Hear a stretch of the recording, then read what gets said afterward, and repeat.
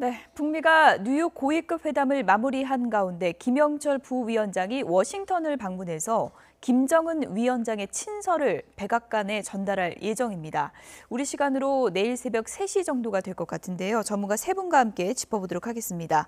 문성묵 한국국가전략연구원 센터장, 이현종 문화일보 논설위원, 그리고 최진봉 성공회대 교수 세 분 나오셨습니다. 어서 오세요. 네, 안녕하십니까.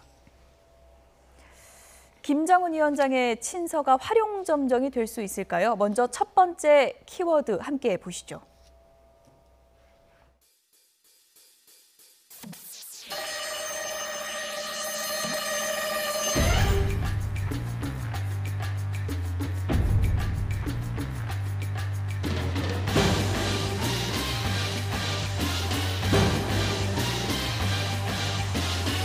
Coming down to Washington on Friday.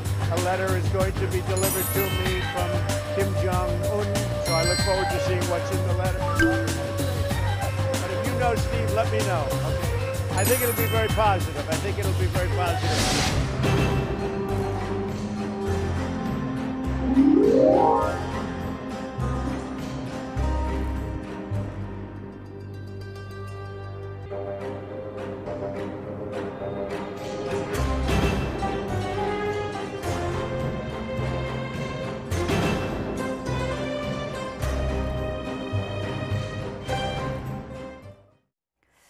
김정은 위원장의 친서 안에는 어떤 문구가 들어 있을까요? 문성묵 센터장님, 네.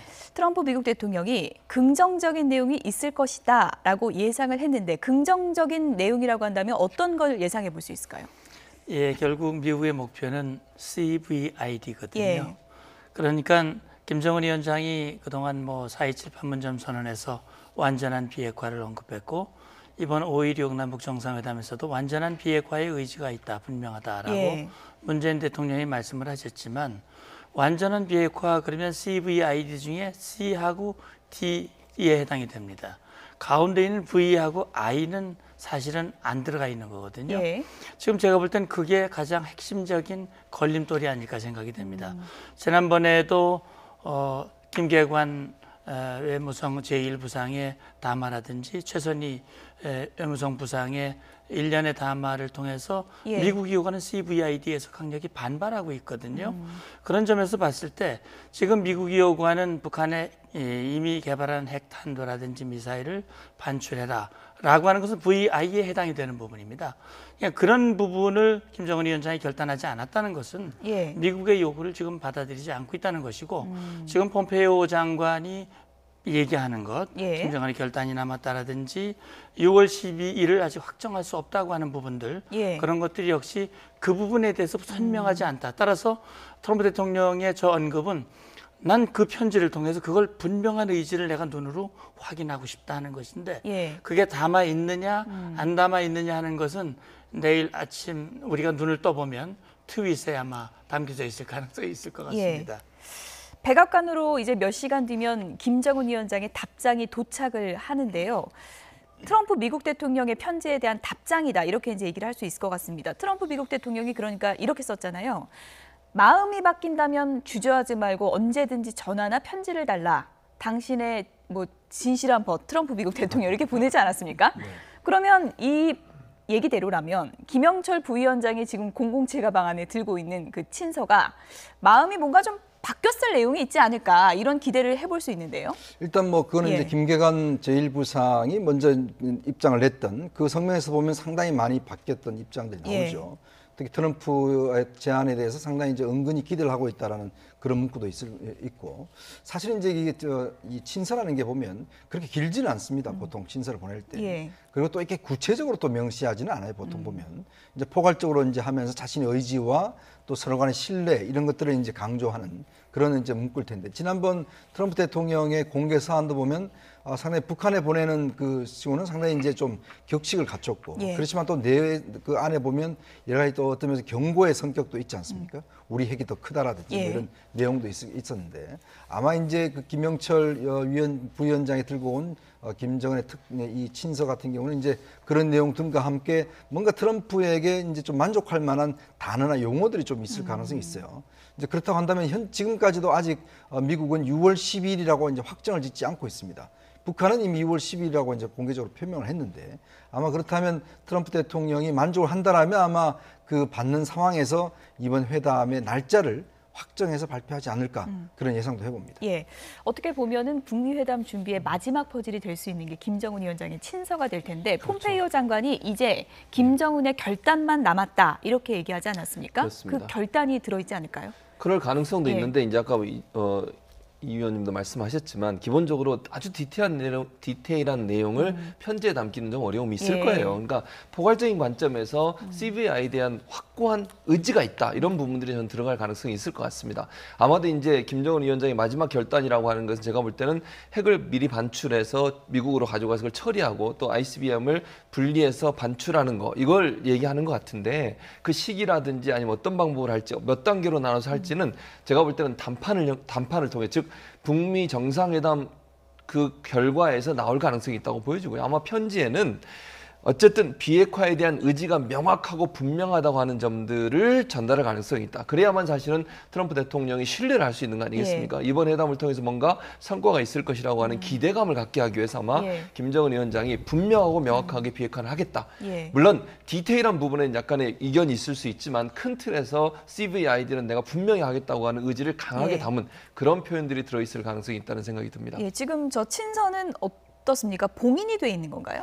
아마 그러지 않겠습니까? 예. 그러니까 트럼프 대통령만 볼 수 있게 그렇게 했을 가능성이 있고 김영철 부위원장도 이렇게 슬쩍 못 봤을까요? 김영철 부위원장은 이미 예. 봉투에 담겨지기 전에 봤을 가능성도 예. 있죠. 그러니까 사실 김영철 위원장은 그 내용을 알고 있을 텐데 만약에 정말 CVID라고 하는 확고한 의지가 있다고 한다면 그걸 폼페이오 장관에게 얘기 안 하고 여기 담겨 있으니까 그걸 트럼프 대통령에게 전해주고 거기서 뭔가 진전된 모습을 보이려고 하는 것인지는 모르겠으나 예. 일단은 내용을 좀 봐야 될 것 같은데 역시 지난번 트럼프 대통령이 한미 정상회담을 하면서 우리 대통령에게 일정한 조건이 충족되지 않으면 연기될 수 있다라고 했을 때 예. 그것을 미 측에서는 CVID라고 그랬거든요. 예. 그것이 충족이 안 되면 사실 회담을 열어도 사실 성공할 수 없기 때문에 그 부분이 확인이 안 됐다.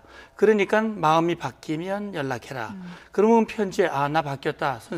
교수님 말씀대로 나는 CVID를 미국의 요구대로 할 테니 우리 요구를 확실히 받아달라. 예. 라고 하는 내용이 담겨져 있다면 그건 상당히 진전이 있겠지요. 예. 뭐 그런 내용이 전 담겨지기를 바랍니다. 지금 뭐 8분 흥선 넘었다, 9분 흥선 넘었다 여러 분석이 나오고 있는데 뭐 끝날 때까지 끝난 게 아니다라는 말이 있죠. 폼페이오 장관 얘기 다시 한번 좀 들어보시죠.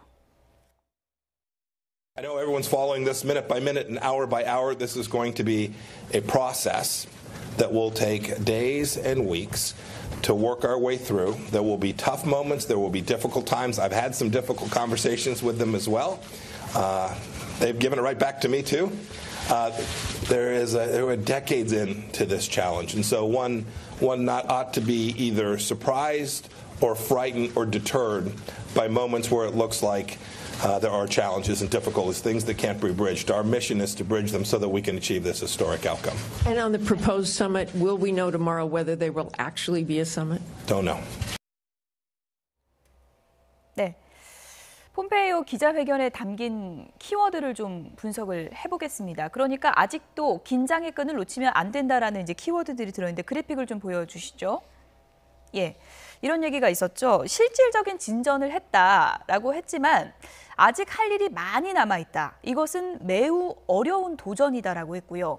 김정은 위원장의 과감한 리더십이 필요하다라고 했습니다. 그러니까 지금 다 끝난 게 아니고 뭔가 맞춰줘야 될 게 남아있다라는 얘기죠. 그렇습니다. 예. 사실 이제 그동안 역대 우리가 북한과의 비핵화 협상이 막판에 전부 다 이제 깨진 것 자체가 보면 이 사찰과 검증 단계에서 많이 깨졌거든요. 예. 왜냐하면 사실은 그 뭐 1.3일 9.19 합의를 보면 실제로 이제 북한 지역에 들어가서 무제한적인 사찰을 사실 허용해야지만이 이게 확실한 정말 이제 북핵 폐기가 되는데 예. 문제는 그 예전 같은 경우 합의문을 보면 북한이 사실 합의를 하도록 그렇게 규정을 해놨어요. 즉 북한과 다른 미국이 합의를 해서 사찰하도록 했기 때문에 사실 그 단계에서 북한이 거부를 해버리면 이게 검증이 안 되는 것이거든요. 예. 그렇게 판판이 그래서 깨졌는데 이번 단계에서 보면 실제 가장 아마 폼페이오 장관이 중점을 두는 게 무제한적인 사찰과 검증일 겁니다. 즉 예. 어느 지역을 특정해서 자, 이 지역을 보겠다라고 한다면 거기에 가서 검증을 할 수 있게끔 하는 그런 정도만 된다면 사실은 이제 비핵화에 대한 어느 정도 의지는 있다라고 판단할 수 있지 않겠습니까?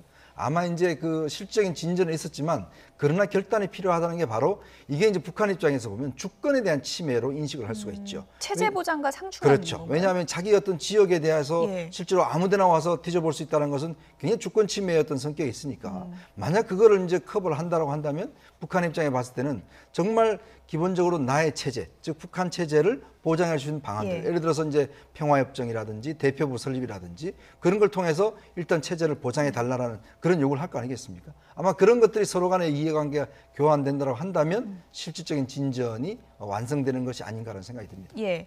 지금 말씀해 주신 부분이 이제 가장 중요한 고비가 될 수 있는 부분인데 김정은 위원장의 결단이 필요한 시점이라고 폼페이오 장관이 분명히 얘기를 했고 회담이 가기까지는 이 부분을 넘어야 한다고도 얘기를 했는데 이 장애물이 거칠 수 있다고 보십니까? 저는 이제 그 대화를 통해서 거칠 수 있다고 봐요. 왜냐하면 이제 1차적으로는 김정은 위원장 입장에서는 이번 대화가 중요하거든요. 그러니까 북한의 체제가 계속 갈 수 있을 거냐는 부분에 있어서 중요한 기로에 서 있다고 봅니다. 그러니까 초창기에 처음에 트럼프 대통령이 회담을 취소하겠다고 전격적으로 발표했을 때 그 이후에 북한의 태도를 보면 전향적으로 완전히 겸손한 모드로 바뀌면서 회담을 성사시키려는 의지를 강하게 보여줬어요. 그 말은 이번 회담에 북한이 걸고 있는 기대가 크다고 볼 수밖에 없는 거거든요. 그래서 물론 김정은 위원장 입장은 가능한 미국으로부터 더 많은 것을 끌어내려는 그런 의도는 갖고 있겠지만 회담 자체가 무산되거나 회담에서 아무런 성과도 없이 끝나버리는 것에 대한 두려움도 함께 갖고 있다고 저는 봅니다. 그러니까 김정은 위원장 입장에서는 본인의 체제가 계속되기를 바라는 것이고 또 그러면서 경제적으로 성장해서 인민들에게 뭔가 본인의 지도자로서 성과를 보여주는 그런 어떤 경제적인 어떤 혜택을 가져와야 되는 거 아니겠습니까? 그런 차원에서 본다고 하면 김정은 위원장 입장에서는 가능한 한 북한의 입장을 이해하고 들어주려는 의도를 갖고 갈 거다. 그러나 이제 물론 마지막 가서 본인이 이익을 얻어낼 수 있는 어떤 그 주고받고의 딜이 안 된다고 하면 막판에 가서 뭐 틀을 수도 있지만 제가 볼 때는 그럴 가능성은 낮다고 보고 미국도 북한이 진정성 있는 모습을 보여주면 일정 부분 더 많은 것을 주려는 의도를 갖고 있잖아요. 그런 서로의 필요들이 만나게 되면 그런 부분은 풀릴 수 있는 여지는 충분히 있다 이렇게 봅니다. 김영철 부위원장이 이제 몇 시간 뒤면은 백악관에 도착을 할 텐데 가장 이제 궁금한 것 중에 하나가 북한의 기피 대상으로도 불리죠. 존 볼턴 보좌관. 백악관에서 이제 한미 정상회담 있을 때는 왔었는데요. 만나게 될지도 좀 궁금합니다. 어떻게 보십니까? 당연히 만나야 되지 않겠습니까? 그건 뭐 일종의 감정적인 문제인데 그러나 그걸 떠나서 존 볼턴 보좌관은 일단 대통령을 보좌하는 인물이고 지금 북한과 이어지고 있는 모든 협상에 대통령의 참모로서 중요한 중심적인 역할을 하고 있단 말이죠. 북한이 기피한다고 거기 안 나타난다는 건 전 말이 안 된다고 생각이 되고요. 북한이 그걸 문제를 삼는 데는 그 자체도 상당히 곤란하겠지요. 그러니까 지금 저는 이렇게 봅니다. 지금 폼페이오 장관, 저는 뭐 긍정적인 결과가 기대하고 그러기를 바라지만 지금 폼페이오 장관의 그 표현을 보면 어떤 결과가 오더라도 미국 정부는 놀라지 않을 것이다. 다시 말하면 회담이 안 될 수도 있다라고 하는 이 표현의 암시라고 볼 수 있습니다. 그러니까 최대한 긍정적인 결과를 도출할 수 있도록 노력하겠지만 북한이 끝내 협조하지 않는다면 이 미국 정상회담이 이루어질지에 대해서 확답할 수 없다라고 하는 표현은 이제 그런 걸림돌이 있고요. 사실은 북한 핵 폐기를 어떻게 검증하고 어떻게 하느냐도 중요하지만 북한이 예를 들어 미국이 수용할 수 없는 무리한 요구를 한다면 그것도 사실은 걸림돌이 될 수 있는 거죠. 어쨌든 뭐 북한이 존 볼턴 보좌관은 지난 2003년에는 뭐 피해 줄인 흡혈귀다 이렇게 부를 정도로 이제 기피하는 인물인데 이번에 리비아식 핵박 거론했다가 어떻게 보면 경질되는 게 아닌가 했는데 또 외신 보도를 보니까 아직까지도 트럼프 미국 대통령이 가장 신뢰하는 사람 중에 한 명이다 이렇게 꼽히더라고요. 그렇습니다. 사실은 존 볼턴 보좌관은 트럼프 대통령의 좋은 채찍이죠. 어떤 면에서 보면 이 존 볼턴이라는 이 채찍을 통해서 상대방을 상당히 공격하는 그런 수단으로 쓰지 않습니까? 또 폼페이오라는 국무장관을 통해서 달래고 어우르는 그런 걸 쓰고 있기 때문에 어떤 면에서 보면 이 협상 자체를 진행시키는 데서는 없어서는 안 될 존재죠. 그리고 이제 어떤 면에서 보면 미국의 지금 트럼프 대통령이 가장 두려워하는 게 뭐냐면 지금 이제 이란 합의를 깼잖아요. 그러면 이번 합의 자체는 이란 합의보다 훨씬 더 잘 돼야 되는 합의거든요. 자, 그러기 위해서는 실제로 내부에서도 지금 뭐 모든 지금 주류의 언론들이나 공화당 의원들까지도 이번 북미 협상 제대로 안 될 것이다라고 다들 부정적으로 보고 있습니다. 자, 그런 상황에서 볼턴이 주장하는 것만큼만 된다라고 한다면 그쪽에서 사실은 평가를 하지 않겠습니까? 그렇다고 본다면 트럼프 대통령이 볼튼을 계속 있는 것은 이 협상을 내가 정말 원칙적으로 가져가겠다. 이런 의지들의 표현인 것 같습니다. 김영철 부위원장과 존 볼턴 보좌관이 만나서 또 이렇게 악수하는 장면이 연출이 된다면 이것 자체가 좀 이제 북미 관계가 상당히 좀 개선되는 그런 상징이 되지 않을까 그런 생각도 드는데 핵심은 이런 부분인 것 같습니다. 핵 폐기에 위한 이제 핵 반출 여부를 논의를 하게 될 텐데요. 언제 어떻게 놓고 이제 마지막 수싸움이 좀 벌어질 것 같습니다. 그래픽을 좀 보여주시죠. 지금 핵 반출이라고 하면은 크게 이제 세 가지로 나눠서 얘기를 많이 하는데 핵물질, 핵탄두, 미사일 이게 테이블 위에 있지 않습니까? 어떤 것부터 빼낼까요? 어떻게 봐야 될까요? 뭐 다 같이 빼낼 수 있으면 제일 좋겠죠. 예. 미국으로서는 다 일거에 빼내는 걸 원하겠지만 일단은 가장 중요한 것은 핵탄두라고 봐야 되겠죠. 그리고 핵탄두와 함께 북한이 핵무력을 완성했다고 표현할 때 탄두와 그걸 날려보낼 수 있는 운반 수단이거든요. 예. 그러니까 핵탄두와 ICBM 이 미사일 운반 수단을 함께 빼낼 수 있으면 제일 좋겠지만 그것이 한 번에 어렵다면 두 번에 나눠서 빼내더라도 여하튼 빠른 시간 내에 시차를 두고 빼는 한이 있더라도 이 모든 것들이 제거돼야 미국이 원하는 CVID가 된다. 예. 그것을 김정은 위원장이 결단해야 완전한 비핵화의 의지가 있는 것이고 그래야 북한이 원하는 걸 얻을 수 있다 하는 것이죠. 예. 세제 보장이든 경제 지원이든 어떤 것이든 그래야만 되는 것이지 그렇지 않으면 어렵다고 하는 점 그건 아마 김정은 위원장도 잘 알 겁니다. 어쨌든 북미회담 시작 전에 양측에서 주도권을 잡기 위한 신경전이 계속되고 있는 그런 모습인데요. 미국 언론에서는 이런 얘기가 나왔습니다. 두 번째 키워드 보시죠.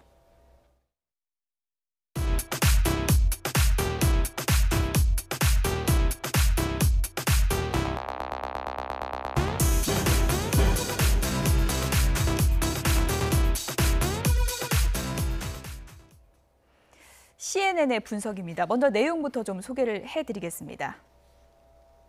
네, CNN이 이렇게 분석을 했군요. 신출내기 트럼프와 전문가 김정은의 협상이다라고 했는데요. 트럼프 대통령은 회담 제안을 불과 45분 만에 받아들이는 등 설익은 외교를 하는 신출내기고 김정은 위원장은 역대 북한 정권 협상 기술을 바탕으로 한 전문가의 모습으로 회담을 준비하고 있다라고 했습니다.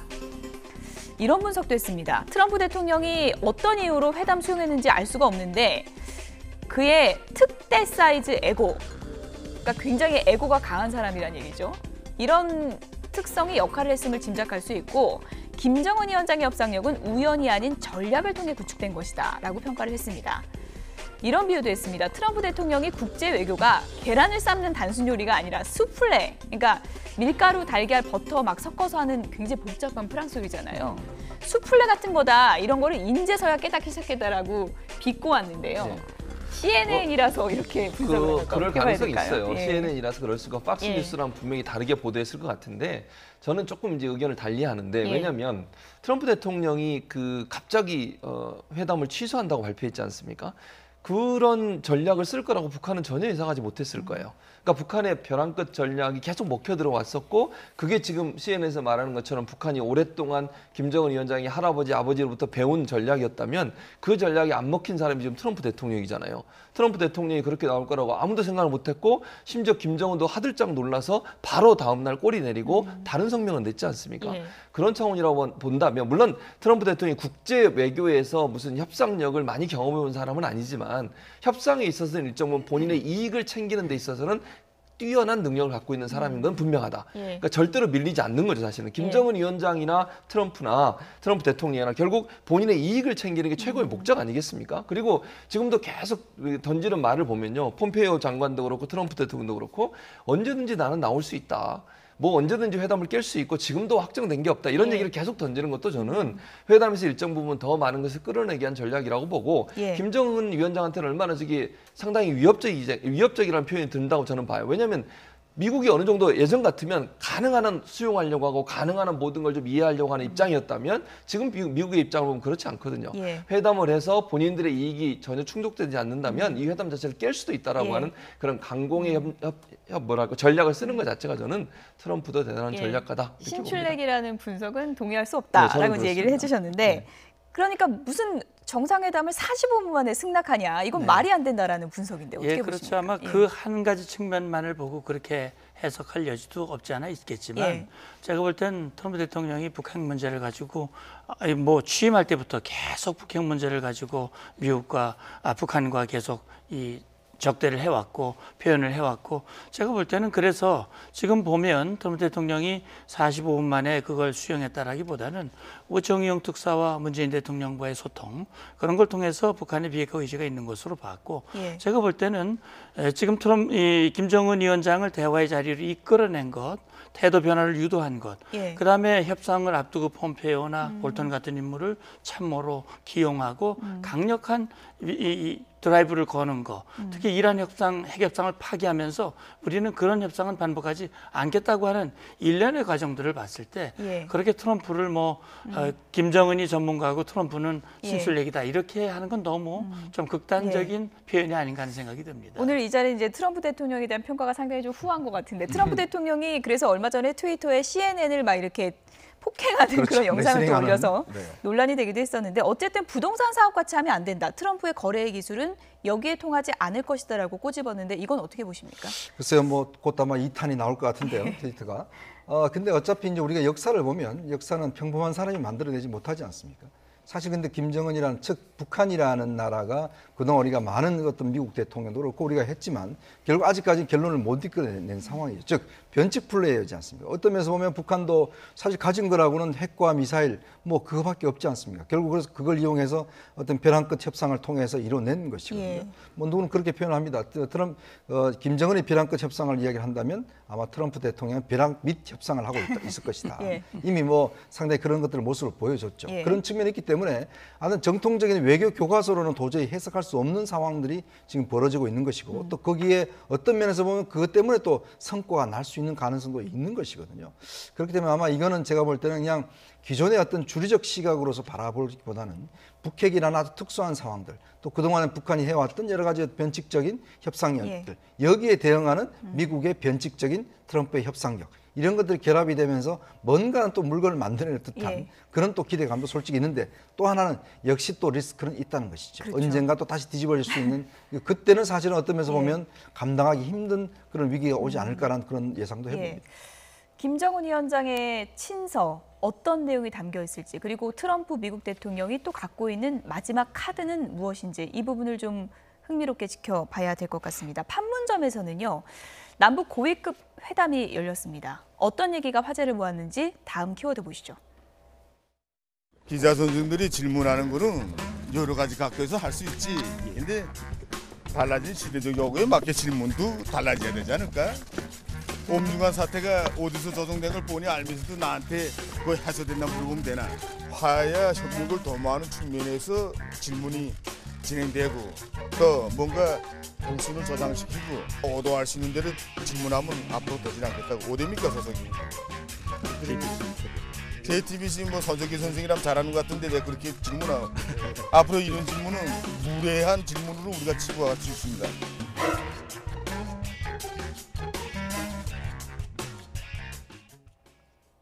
네, 남측 기자들이 훈계를 들었습니다. 원래 언론의 자유가 있기 때문에 이런저런 질문도 다 할 수 있는 건데 그런 것과는 좀 상충되는 문화인 것 같습니다. 그렇죠. 예. 그러니까 북한의 관점에서 보면 그게 이해가 안 될 수도 있죠. 그러나 저는 이제 저렇게 이성건 위원장이 하는 얘기가 저는 더 이해가 안 되고요. 언론 입장에서 어떤 질문이든 할 수 있는 거죠. 거기에 대해서 고위 관료나 아니면 이제 회담의 당사자라고 하면 질문에서 답변하면 되는 거지. 기자들에게 왜 그런 질문하냐 이렇게 얘기하는 것은 바람직하지 않다고 봅니다. 언론 입장에서는 당연히 왜 그러면 그 전에 그렇게 심각하게 우리를 비판했지 않습니까? 우리나라 우리 정부가 하는 태도에서 비판하고 그리고 고위급 회담을 완전히 취소해버리는 그런 행동을 했으니 거기서 묻는 것은 어찌 보면 당연한 질문인데. 그거에 대해서 마치 훈계하듯이 얘기하는 것은 바람직한 태도는 아니라고 보여요. 저게 바로 북한의 모습이라고 보여집니다. 그래서 예. 저는 저런 모습을 보면서 좀 황당하기도 했고 또 하나는 JTBC의 손석희 사장을 칭찬을 하셨는데 예. 본인은 기뻐하실지 싫어하실지는 모르겠습니다. 어쨌든 남한 언론을 상당히 많이 알고 있다 이렇게 그렇죠. 볼 그런 수 면이 있는 있는 것 거죠. 같아요. 그러니까 예. 제가 볼 때는 그 북한에서 남한 측 언론의 보도 내용을 쭉 이렇게 모니터한 게 아닌가. 아마 이 프로그램도 모니터를 하고 있는 게 아닌가 하는 생각도 드는데 예. 어쨌든 그렇다고 하면 예. 우리 이성건 위원장은 그런 부분들을 조금 바꾸시는 게 좋을 것 같습니다. 남한 언론들 다 모니터하죠. 방송도 그렇고 신문도 그렇고 인터넷도 다 봅니다. 다만 그들이 보는 건 자기들의 관점으로 우리 대한민국을 보기 때문에 대한민국의 깊이를 제대로 알질 못해요. 특성을 알질 못하고요. 그러니까 사실 리선권 같은 경우는 오늘 나오는데 굉장히 얼굴이 아주 뜨거웠을 거예요. 본인이 뭐 다시는 만나기 어려울 것이라고 얘기하는데 그냥 아무 일이 없었던 듯하고 나왔는데 아주 아픈 부분을 기자가 꼬집으니까 아마 저런 식으로 얘기를 했는데 아직은 협상가로서는 아주 덜 성숙한 모습을 지금 보이고 있습니다. 리선권이. 조금 전에 이제 모니터할 거라 그랬는데 또 이제 바로 지적을 하시니까 어떻게 보고 있을지 그 부분은 판단을 맡기도록 하고요. 어쨌든 오늘 남북 고위급 회담이 이전에 취소됐던 사태에 대해서 다소간의 좀 신경전도 있었습니다. 들어보시죠. 네, 제가 우리 이성건 위원장을 1월 달부터 아마 매달 2월 달에는 이제 평창 우리 동계올림픽 그 개막식을 계기로 해서 남쪽에 왔었고, 그리고 3월 달에는 우리 두 번째 고위급 회담을 가졌고, 4월 달에는 우리 남북 정상회담을 판문점에서 가지면서 했었고, 5월 달에도 원래 예정이 돼 있다가 뭐 오늘 6월 1일이긴 합니다만 사실상 뭐 한 달에 한 번씩 보는 거나 5월달 그 만나지 못한 거는 전명훈 장관 선생이 기자 선수들이 있으니까 절대 자기 비판을 하지 마시고 어느 상 넘어갑시다. 예, 그래서 뭐 거의 매달 한 번씩 만나서 허심탄회하게 논의하는 것 자체가 저는 뭐 앞에 말씀드렸던 남북 관계가 많은 변화가 있었다고 하는 것 중에 우리가 또 주목할 부분이라고 생각을 합니다.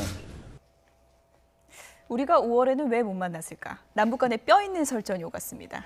네. 일단 뭐 우리가 자주 만나는데 너 갑자기 이렇게 안 나온다고 하지 마라. 이제 그런 식의 이제 뼈가 상당히 있는 것이고, 이성건 위원장 같은 경우는 뭐 자아 비판 뭐 하진 않겠는데 너 잘못했지 않냐 이런 식으로 이제 애들로서 이야기를 하는 것인데, 그러니까 여전히 보면 긴장 관계가 상당히 있는 것 같아요. 물론 이제 문재인 대통령과 이제 김정은 위원장 간의 2차 판문점 회담을 통해서 전격적으로 회동등을 했지만, 사실은 저런 이성건의 입장을 보면 상당히 좀 못마땅해 하는 것 같고, 오늘도 조명균 그 장관도 표정이 그렇게 썩 좋지는 않습니다. 그 여전히 북한 측에서 잘못한 걸 인정하지도 않고, 또 물론 합의는 하긴 했지만 또 이것이 지금 보면 지금 전체가 합의한 내용이 보면 다 6월 12일 이후입니다. 즉 북미 정상회담이 어떻게 됐느냐에 따라서 사실은 이게 종속적으로 남북 관계가 진행이 되는 것이거든요.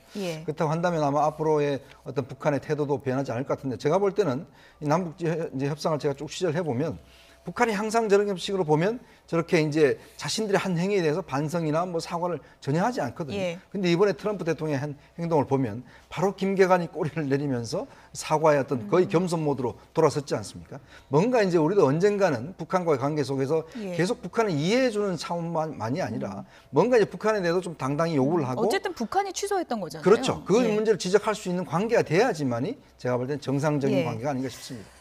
이런 뼈 있는 설전도 있었지만 어쨌든 오늘 회담은 잘 됐습니다. 그리고 이제 판문점 선언을 이행하기로 남북이 이제 합의를 했는데요. 리성건 위원장이 이런 얘기를 했습니다. 과거에는 불신과 반목 그리고 있었지만 이젠 다르다. 정례적인 고위급 회담이 필요하다라고 했고요. 그리고 이제 조명균 장관도 판문점 선언 이행에 빠르게 돌입하자 이렇게 또 이제 화답을 했습니다.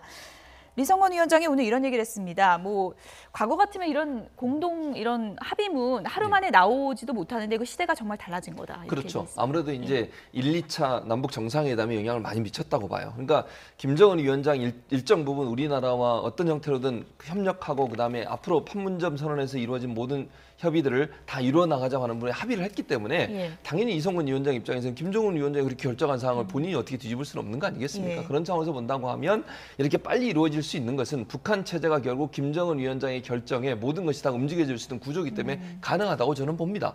또 한 번 틀어지면요. 이게 정말 오랫동안 또 그 문제가 계속되는 그런 악순환도 반복되지 않았습니까? 그런 차원에서 본다고 하면 김정은 위원장의 결단, 즉 판문점 선언을 실제 이행하겠다고 하는 1, 2차 남북 정상회담에 있었던 합의가 결국 이런 좋은 결과 또 빠른 시간 안에 합의가 이루어질 수 있는 토대가 되지 않았나 이런 생각이 듭니다. 그래서 저희가 달력으로 정리를 좀 해봤는데요. 이번 달에 줄줄이 남북이 만납니다. 장성급 군사회담 예정돼 있고요. 체육회담 예정돼 있고요. 이산가족 상봉위한 적십자 회담이 예정이 돼 있습니다. 14일부터 이제 시작이 되는 건데 가장 큰 변수는 12일 북미 회담 결과겠죠. 그렇습니다. 이제 12일 북미 회담이 어떻게 되느냐. 다시 말하면 북한 비핵화가 어떤 진전과 해결을 이루느냐 하는 것이 판문점 선언의 실질적인 이행과 직접 연관이 있거든요. 특히 철도 현대화라든지 북한과의 경제협력 이런 것들은 모두 북한 핵 문제의 여하에 달려 있습니다. 그렇기 때문에 지금 지적해 주신 대로 날짜가 공교롭게도 다 12일 이후로 잡혀 있거든요. 북한 12일에 모두 올인하게 되는 것이고요. 여기 아쉬운 부분은 왜 적십자 회담을 제일 뒤로 담았는가. 가장 급한 거거든요. 그렇죠. 8월 15일을 보면 가장 급한 거를 가장 뒤로 잡았거든요. 이 부분이 전 굉장히 아쉽고 북한이 과연 이산가족 상봉에 대한 의지를 가지고 있는가라는 그런 의구심도 들 정도입니다. 사실 뭐 지뢰밭이 많습니다. 이게 장성급 회담 같은 경우는 이제 이 UFG 훈련, 우리가 8월 달에 시작하는 을지 포커스 가디언 훈련을 이제 어떻게 할 것이냐의 문제. 그다음에 이산가족 같은 경우는 지금 유경식당 종업원들의 송환 문제를 계속 요구를 하고 있고 또 태영공사 문제에 대해서 이제 요구를 하고 있지 않습니까? 그러니까 적십자 회담 같은 경우는 이산상봉을 아마 연계시킬 가능성이 이제 높기 때문에 각 회담마다 사실은 굉장히 지뢰밭이 있다고 생각이 듭니다. 지금 말씀해 주신 변수에다가 또 북미 회담이 일단 잘 돼야 이게 또 연계가 돼서 긍정적인 영향이 있을 텐데요. 잠시 뒤에 김정은 위원장의 친서가 전해진 뒤에 백악관의 반응도 또 실시간으로 저희가 전해드리도록 하겠습니다. 문성목 센터장님은 여기서 인사드리겠습니다. 고맙습니다. 감사합니다. 네, 정치권으로 가보겠습니다. 최저임금 개정안이 국회를 통과하면서 노동계 반발도 거세지고 있는데요. 이른바 김동연 패싱 논란을 두고 야권의 비판이 거세지고 있습니다. 얘기를 먼저 좀 들어보시죠. 최저임금 폭발적으로 올려놓고 자영업자, 중소기업, 소상공인 다 망하게 만들어 놔놓고 대통령이 며칠 전에 경제대책 하면서 계속 그 정책을 갖고 간다고 합니다. 나라를 통째로 국민들을 통째로 파탄지경으로 몰아놔놓고 자기들이 잘한다고만 떠들고 있어요. 최근 며칠 동안 문재인 대통령 주재로 경제점검회의가 청와대에서 있었죠. 김동연 경제부총리의 소신 넘치는 자세는 저는 평가돼야 된다고 생각합니다. 그 자리에서 대통령과 장하성 정책실장과 홍장표 경제수석은 한 목소리로 김동연 경제부총리의 얘기를 묵살했지요. 대통령은 장하성 정책실장의 손을 들어주었지요. 김동연 부총리는 한국 경제의 진실을 얘기하고자 했던 것입니다, 여러분. 나는 김동연 경제부총리에게 한없는 경의를 표하고 싶습니다. 지금 야권에서 지적한 최저임금 문제, 일단 경제 투톱이 이 문제에 대해서 충돌했다라는 보도가 많이 나와서 많은 분들이 어떤 얘기인지 궁금했었는데 일단 의견이 좀 엇갈렸던 거는 사실인 거죠. 그렇죠. 그러니까 의견이 엇갈린 건 이런 거죠. 그러니까 김동연 부총리 입장에서는 소득 주도 성장이라고 우리 이제 문재인 정부가 추진하고 있는 소득 주도 성장의 근간을 이루고 있는 것 중에 하나가 뭐냐면 최저임금이에요. 최저임금을 올리면 수입이 늘어날 것이고 그 수입이 늘어난 만큼 쓰게 되면 결국 경제가 선순환 구조로 바뀔 것이다. 이게 이제 소득 주도 성장의 핵심인데 이제 김동연 부총리가 뭐라고 얘기했냐면 여기에 속도 조절이 필요하다. 그러니까 너무 급격하게 올렸을 때 지금 자영업자 문제나 아니면 경제에 악영향을 줄 수 있는 요소가 있다라고 얘기했어요. 그러니까 뭐 올리는 것 자체를 반대하지는 않았고요. 일단 폭을 좀 줄이고 속도를 좀 늦춰야 된다 이런 얘기를 했었고 다음에 장하성 실장 같은 경우는 최저임금 인상이 고용에 영향을 미치지 않았다고 주장을 한 거죠. 그러다 보니까 이제 미묘하게 두 사람 의견이 충돌되는 양상을 보이고 있는데요. 그러니까 최저임금 인상이 결국 고용에 영향을 미쳤냐 안 미쳤냐 또 그것이 결국 경제 성장에 부담이 되느냐 안 되느냐 하는 부분에 있어서 두 사람 의견이 좀 충돌되는 그런 양상을 보여줬다고 볼 수 있겠습니다. 뭐 경제 문제에 대해서는 진단과 분석과 해결책이 다를 수는 있는 건데 여기서 김동연 패싱 논란이 커진 거는 왜 그런 건가요? 일단 지금 그 소득주도 성장을 하다 보니까 이제 최저임금 문제가 우리나라가 사실 다른 나라에 비해서 이 자영업자, 소상공인 비중이 거의 2배 이상 높습니다. 그러니까 실제로 이제 몇 명을 고용하고 아르바이트생 고용해서 그렇게 운영하는 분들이 많기 때문에 예. 실제 이제 최저임금 인상 자체가 영향을 사실 많이 미치는 것이거든요. 예. 이제 그런 측면을 봤을 때는 이제 지금 문재인 정부 출범 1주년을 이제 해서 이제 평가를 해보면 실제 지금 뭐 특히 이제 아르바이트생들도 굉장히 많이 줄어들고 또 거기에 경제적으로 여러 가지 문제가 있다는 지적들이 많고 지금 사실 뭐 이웃 일본에 비교해서는 취업률이라는 게 거의 우리가 지금 개선된 게 많이 없지 않습니까? 이제 그런 관점을 어떻게 볼 것이냐 문제에 예. 대해서 이제 김동연 부총리가 보는 것은 이게 최저임금의 인상 자체가 영향을 미쳤다고 보는 것이고 지금 청와대는 사실은 정책실장을 중심으로 해서 나머지 경제 관련된 한 6명의 비서관이 있습니다. 예. 이분들 다들 이제 학자들 중심인데 대부분 다 또 비슷한 생각을 갖고 계세요. 그렇죠. 이제 그러다 보니까 결국은 이 평가를 해야 되는 것인데 그러면 1년 동안 평가를 해서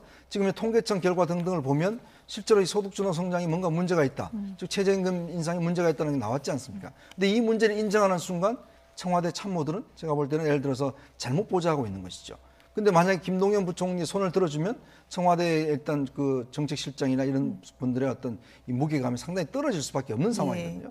그렇기 때문에 지금 이제 대통령 입장에서 보면 지금 기존의 정책을 다 가져가겠다 이런 차원에서 김동연 부총리에 대한 패싱 논란이 나오는 것이고 지금 김동연 부총리가 아마 회의를 끝나고 돌아가서 내가 할 말을 다 했다라고 이야기를 하는 것은 이건 뭔가 좀 이제 앞으로의 어떤 본인의 진로에 대해서 다른 좀 생각을 하고 있는 것이 아닌가라는 또 예. 해석도 솔직히 나오고 있습니다. 예.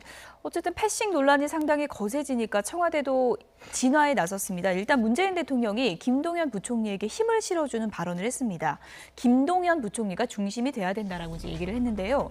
소득주도 성장의 실패라거나 최저임금의 급격한 증가 때문이라는 진단을 성급하게 내려지고 있는데 정부가 잘 대응하지 못하고 있다라고 했습니다. 긍정적 효과가 일단은 90%고 혁신 성장은 아직 성과와 비전이 이제 안 보인다. 부총리 중심으로 이 혁신 성장 경제팀이 속도를 좀 내달라 이렇게 당부를 했습니다. 김의겸 대변인도 이렇게 얘기를 했습니다. 김동연 부총리가 경제정책의 컨트롤 타워다. 왜 기재부 장관을 경제부총리로 앉혔겠냐라고 이제 얘기를 했는데요. 김동연 부총리 중심으로 그러니까 컨트롤 타워 역할을 확실하게 맡기겠다 이런 의지로 봐야 될까요? 그렇죠. 아무래도 예. 논란을 이렇게 사실 이렇잖아요. 청와대의 비서진과 그다음에 내각의 부총리가 충돌하는 모습을 보여주는 것은 국민들한테 상당히 불안한 모습이에요. 경제 분야에서 저렇게 충돌이 되면 국민들 입장에서는 이게 정부가 제대로 일할 수 있나 하는 우려가 생기지 않겠습니까? 예. 그런 차원에서 본다면 충돌이 있다기보다 의견이 다를 수 있다라고 하는 부분에 초점을 맞추는 것 같아요. 그러면서 컨트롤 타워는 그럼에도 불구하고 부총리가 해라. 물론 두 가지로 나눴습니다. 아까 말씀하신 소득 주도 성장은 예. 장하성 실장 중심으로 하고 혁신 성장 같은 경우는 김동연 부총리 중심으로 컨트롤 타워 역할을 해줬으면 좋겠다. 이 두 가지로 나눠서 업무를 좀 분산을 시켰는데요. 그럼에도 불구하고 이제 저는 그렇게 생각해요. 건강한 어떤 토론은 필요하다고 보고요. 서로 다른 의견이 있으면 거기에 대해서 토론하고 논의해서 뭐가 옳은 방향인지에 대해서 찾아가는 게 필요하다고 보여집니다. 다만 이제 아까 뭐 문재인 대통령이 그런 얘기 했잖아요. 90% 이상 좋은 성과를 내고 있다는 것에 대한 근거를 김의겸 대변인이 또 밝혔어요. 그러니까 지금 일부에서는 최저임금이 부정적 영향을 미쳤다고 주장하고 있지만 예. 또 근거를 가지고 청와대에서는 90% 이상 좋은 성과를 내고 있다는 발표가 있었기 예. 때문에 서로 상충되는 부분은 논의와 협의가 필요한 예. 부분이다 이런 생각이 듭니다. 위원님 간략하게요. 어쨌든 소득주도 성장이 아직 뭐 긴 기간 해본 건 아니고 효과를 좀 더 지켜봐야 된다는 신중론도 있지만 또 최저임금의 부작용을 우려하는 시각도 상당히 많은데 요즘 노동계 반발도 상당히 좀 심하잖아요. 이거를 좀 잘 풀어가려면 어떻게 해야 될까요? 그러니까 기본적으로 노동계라는 것을 하나로 뭉쳐서 보기는 힘들 것 같습니다. 예. 즉 대기업 중심의 민노총의 요구와 실제 민노총의 조직과는 뭐 거의 뭐 10% 이하지 않습니까? 실제로 이게 노조에 가입되지 않는 사람들이 굉장히 많아요. 그러니까 저소득층이 많다는 것이죠. 즉 기존에 지금 대기업 뭐 연봉이 정말 많은 고소득 대기업 중심으로 그냥 노동자의 권리를 보장할 것이냐, 아니면 정말 대다수인 이런 어떤 근로자들을 보호할 것이냐 이런 관점의 차이가 있는 것이고, 그래서 이번에 이제 최저임금의 산입의 문제도 이제 사실은 어떤 면에서 보면 대기업 근로자들 입장에서 큰 피해는 없는 것이 없지만 실제로 이제 근로자들 입장에서 본다면 이게 최저임금에 어떤 여러 가지 문제가 있는 것이거든요. 예. 그리고 이제 소규모의 이제 고용된 사람들이 굉장히 많지 않습니까? 자, 그렇기 때문에 지금 정부가 자꾸 지금 통계만을 보려고 하는 그런 측면을 저는 개선되다 봅니다. 즉 현장에 나가서 지금 실제로 어떻게 지금 벌어지고 있는지에 대한 좀 조사가 할 필요가 있는 것이고, 예. 실제 그게 좀 부작용들을 우리가 기자들이 취재해 보면 굉장히 많이 나오는 거 있는 것이거든요. 그런데 대통령 입장에서는 90% 이상 뭐 지금 긍정적이다라고 이야기하는 것이 현실감에 다가오고 있지 않죠. 그만큼 현실에 밀착한 경제 정책이 저는 상당히 예. 필요하다 봅니다. 예. 이 문제가 이제 투톱 간의 이견 얘기까지 나온다는 건 그만큼 이제 서민 경제에 중요한 문제이기 때문일 텐데요. 앞으로 이 부분이 좀 의견 수렴이 이제 많이 돼서 숙고가 돼서 좀 잘 정리가 됐으면 좋겠습니다. 끝으로 간략하게요. 뜨거운 유세전을 좀 보여드리겠습니다. 지금 6.13 지방선거 공식 선거운동이 시작되면서 여야 유세전도 치열해지고 있는데요. 율동이 대세다 이런 얘기도 나오고 있습니다. 함께 보시죠. 총알 쩐다 정의, 평화, 민생, 복지 지켜주고 싶나 총알 필요하다. 더치페이 이거래알 빼박 캠프 소통, 개혁, 통합, 미래 함께하고 싶나? 한국당 기호 2번 엄마 바램 건강한 한국당 기호 2번 아빠 바램 당당한 한국당 기호 2번. 두 분이 옆에서 이제 많이 웃으셨는데 그래도 끝으로 간략하게 좀 총평을 해주시죠. 율동 유세전 어떻게 보셨습니까? 뭐 일단은 뭐 사람들의 관심을 끌려고 한다는 점에서는 예. 성공한 작전이라고 보이지만 뭔가 좀 어색한 부분도 있다 이런 생각이 드는데 어쨌든 새로운 선거 문화로 정착해서 저것도 중요하죠. 물론 율동도 중요하지만 가장 중요한 것은 공약이지 않겠습니까? 어떻게 사회를 바꾸고 우리 국민들에게 어떤 도움을 지역민들에게 특별히 어떤 도움을 줄 수 있는 정책을 낼지에 대해서 좀 더 선명한 입장을 밝히는 게 필요하지 않나 하는 생각은 들었습니다. 예, 또 반면에 저런 모습 보여주는 게 정치는 항상 무겁고 심각하고 재미없다라는 생각이 드는데 좀 친근감도 주는 것 같아요. 그렇습니다. 뭐 어떤 친근감을 주기 위해서 여러 가지 이제 패러디도 하고 광고도 하는데 아마 이번 선거는 보니까 제가 볼 땐 좀 전문가들이 같이 개입이 안 된 것 같아요.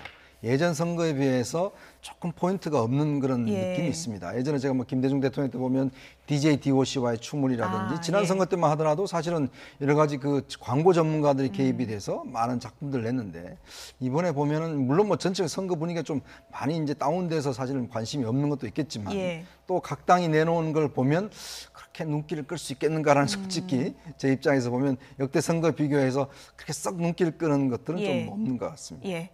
앞으로 뭐 유세전은 더 치열해질 텐데 뭐 이런 율동도 좋지만 그 안에 들어있는 메시지를 좀 더 신경 썼으면 좋겠다 그런 생각도 들었습니다.